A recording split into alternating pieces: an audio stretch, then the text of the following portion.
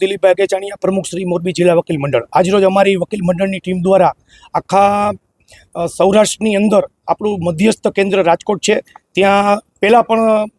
High court bench હતી અને અત્યારે અમારી હાઈકોર્ટ બેન્ચ રાજકોટ ખાતે જો કાર્યરત થાય તો એના માટે પબ્લિક, સામાન્ય પબ્લિક, સરકારી અધિકારીઓ, પત્રકારો, પોલીસ, વકીલો, સામાન્ય માણસો બધાને સરળતા રહે, ન્યાય હંમેશા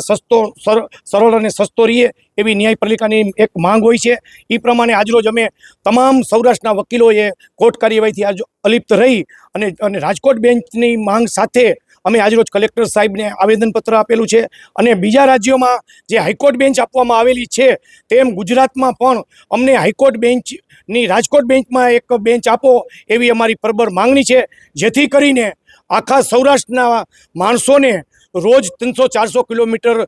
લગી અમદાવાદના ધક્કા ખાવા પડે છે,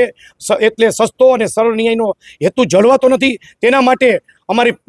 પ્રજાના માટે વકીલોએ પ્રબળ માંગણી ઉઠાવેલ છે કે રાજકોટને હાઈકોર્ટ બેન્ચ મળી રહે એવી અમારી માંગણી છે।